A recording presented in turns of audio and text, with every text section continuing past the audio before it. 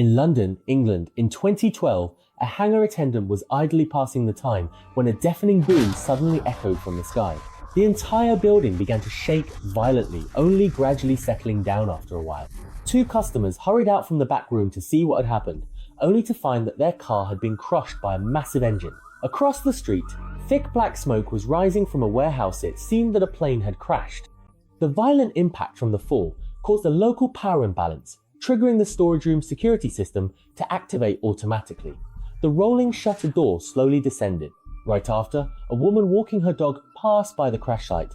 The dog faced the warehouse and barked loudly, then broke free from its leash and dashed inside, as if it had sensed something dangerous. Seeing this, the woman hurried after it, entering the warehouse and spotting an open metal crate. There was nothing obviously unusual about the foreign currency, but the inside of the crate was covered in a nauseating white slime. The woman felt both confused and disgusted, but before she could think further, the dog started barking again, staring intently at a dark corner. Just as the woman was about to calm the dog, it suddenly became extremely agitated, broke its leash, and charged forward with a roar. The next moment, the sound of something being sliced and a scream rang out. What was in the corner was even more terrifying than she had imagined. Meanwhile, Charlie and his friend Mark were stuck in traffic when a news broadcast suddenly reported that a military helicopter had crashed in the city, causing a traffic standstill in the surrounding area. The specific cause was still under investigation.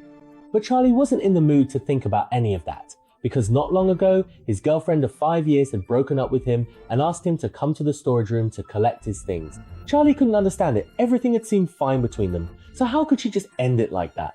He came this time intending to find out the reason and try to win her back. As night began to fall, the maintenance worker arrived at the storage room first, and then Charlie and Mark drove up shortly after. The maintenance worker took out his tools and, after some work, managed to open the rolling shutter door. But as soon as Charlie and Mark walked into the storage room, the shutter door came down again. Seeing this, the maintenance worker realized the voltage was still unstable, so he decided to connect the safety system's wiring to the emergency power supply. At least this way, the alarm wouldn't keep going off. The manager didn't want to be stuck there all night either, so he led the maintenance worker down to the basement. Using the dim light, the maintenance worker looked around and discovered that the transformer had been violently damaged. There was also white sticky residue left on the wreckage. Just as he was puzzling over it, a sound came from above, startling the repairman. He cautiously called out as he moved forward, but suddenly heard something behind him. When he turned around, he saw it was just the manager, who kindly pointed out the location of the emergency power supply.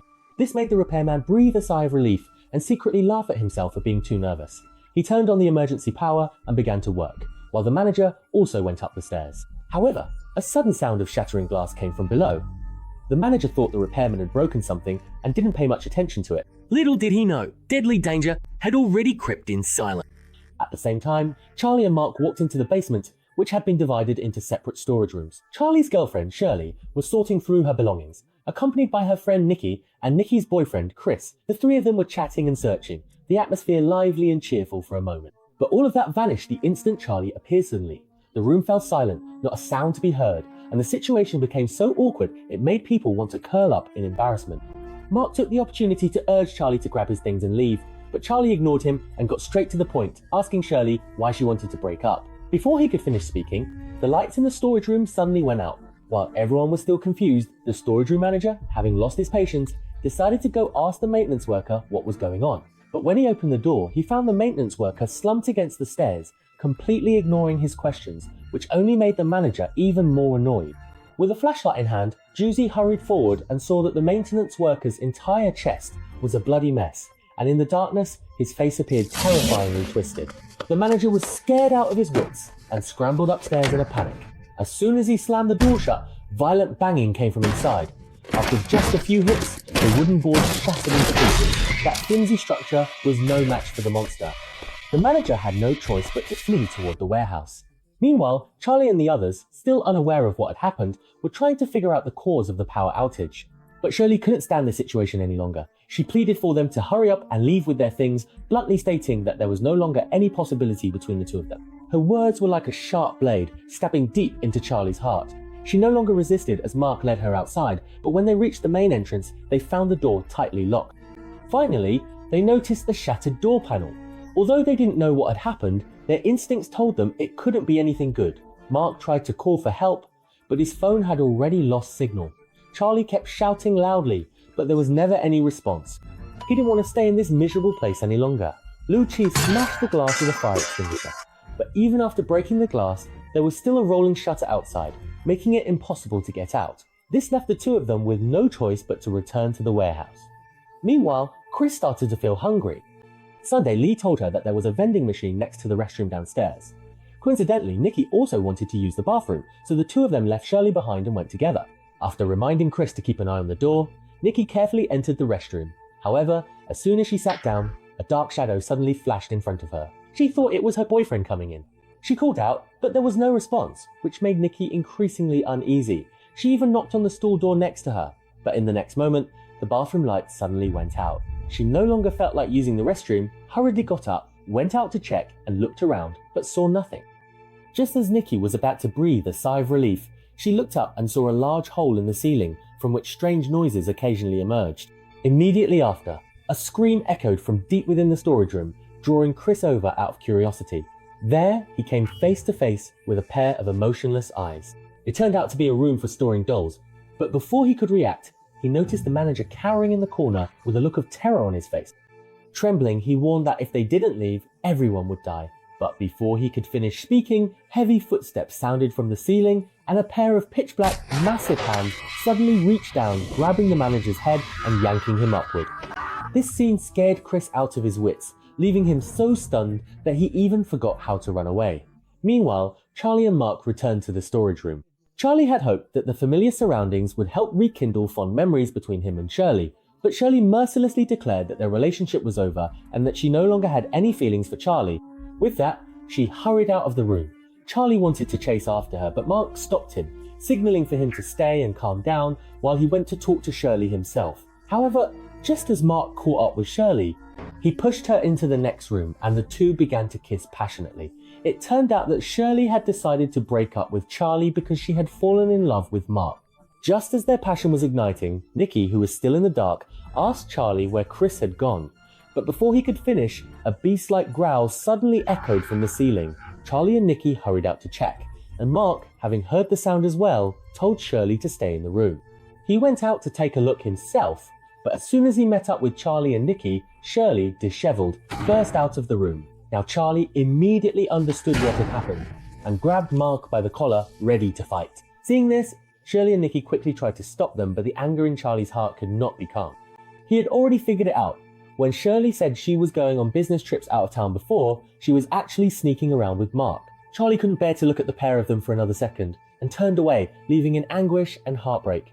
Nikki also hadn't expected her friend to do something so despicable. Mayhow scoffed sarcastically, and then ran after Charlie, but at that moment Charlie was overwhelmed with turmoil and just wanted to get out of that wretched place as quickly as possible. Meanwhile, Yifan went to look for Chris and walked into the room filled with dolls, where he found Chris curled up in the corner, looking completely out of it. Nikki hurried over to check on him, but Chris was so terrified that he couldn't even speak a word. Nina turned her boyfriend's head and saw that his forehead was covered in blood. She took out a tissue to wipe it off, but as soon as she cleaned it, more blood dripped down onto the floor. It was only then that the two of them realized something was wrong. Blood had already seeped through the ceiling. Charlie mustered his courage and pushed it open to check, when suddenly a bloodied, mangled face lunged out. It was the administrator. But in the next instant, the figure was dragged back into the darkness. The gruesome sight made Nicky's stomach churn, and he rushed out the room, about to vomit. Just then, Shirley and Mark caught up, and from Charlie's account, they learned what had just happened. As the group was still reeling in terror, a crazed old man suddenly appeared. The old man attacked Nicky with an electric toothbrush, gnashing his teeth. Charlie and Mark hurriedly pulled him away, while Shirley swung a baseball bat with all her might, knocking him out with a loud bang. I thought he was going to kill me, and... What exactly was he trying to do, Nicky? Brush you to death? They thought the old man was the one who killed the manager, so they tied him to a chair and interrogated him. But they learnt that the old man's name was David, and he was living in the storage room to hide from his ex-wife, who kept asking him for money. He only took Nicky hostage because he thought Nicky was helping his ex-wife. This explanation, along with his pajamas, managed to win everyone's trust. But just then, footsteps sounded from the ceiling again. Chris, who had been unresponsive, suddenly sat up and stressed that if they didn't leave now, everyone would really die. Charlie also realized how serious things were and hurriedly told Nicky to close the door. But before anyone could breathe a sigh of relief, a dent suddenly appeared in the door, and then it was violently flung open. Chris couldn't sit still any longer and dashed out like a madman. only to fall right into a deadly trap. With a roar, the monster charged after him in huge strides. Chris ran with all his might into a room covered in plastic sheets, but still couldn't escape the danger. At that moment, the monster finally revealed its true form. A tall, pitch-black body paired with a twisted face. The sight instantly left Chris's mind blank and his whole body frozen in place. With one swipe, the monster struck Chris's chest and ripped out his heart. To take his life, the monster. The people inside the house heard those terrifying growls and all understood that this was no place to linger. But with the front door tightly locked, where could they go? Suddenly, David said that, in order to keep his ex-wife out, he had reinforced his storage room, making it very sturdy it should be able to withstand the monster's attack. Hearing this, everyone hurried to untie David and followed him to the storage room door, just as the monster charged at them. They narrowly managed to slip inside, leaving 3 deep claw marks on the door. Then David turned on the television and saw that all the major news outlets were reporting on the plane crash from earlier that day. Now, the police had locked down half of London and even deployed fighter jets and tanks. The group immediately realized that the monster had escaped from the transport plane. But at this point, that no longer mattered. The most urgent thing now was figuring out how to escape to the outside. Charlie suddenly remembered that the maintenance worker had a tool to control the rolling shutter door. If they could just find it, they could get out of the storage room. David also realized that the power system here was all in the basement, so the maintenance worker must be there too. But how could they get there? Suddenly, David had an idea here, started to study the vent grates in the physics room, and signaled to Charlie to search other rooms for weapons. That way, they could fight back against the monster and carve out a slim chance of survival. Charlie understood that this was their only option, so without hesitation, he crawled in. Seeing this, Mark had no choice but to follow. In this way, the two of them used the ventilation ducts to crawl into one room after another, finding weapons like hammers, knives, crowbars, walkie-talkies, and fireworks. Once they had gathered enough, they planned to return the way they came. But just then, the ventilation duct above them suddenly caved in. The monster had already discovered their whereabouts. Mark hurriedly climbed up, and with Charlie's help, he managed to reach a safe spot. But just as Charlie was about to climb up, the ventilation duct in front of him was struck hard.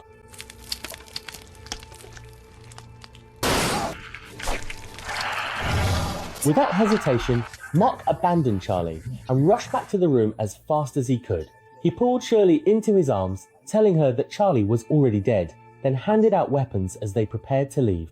But what the others didn't know was that Charlie had miraculously survived and crawled through the duct into a storage room filled with toys. However, just as he burst through the door, the monster dropped from above, grabbed his face and threw him back into the room. As the creature drew closer and closer, in a panic, Harry grabbed the doll to defend himself, but the monster swatted his head off in a single blow. At that moment, a toy dog below started squeaking and kept moving forward. The monster seemed unsure of what it was, and was so startled that it backed away repeatedly. Charlie seized the opportunity to dash out the door and sprinted away, only to almost get knocked down by Mark with a crowbar. Realizing Charlie was still alive, he understood that Mark had abandoned his friends to save himself, which left him feeling disappointed. But right now, the most important thing was to escape the storage room. The group walked along the road, but unexpectedly, the monster appeared quietly. Seeing this, David, who was ahead, resolutely decided to sacrifice himself so that Charlie and the others could escape. After all, compared to merely surviving, dying in the storage room was actually a kind of relief.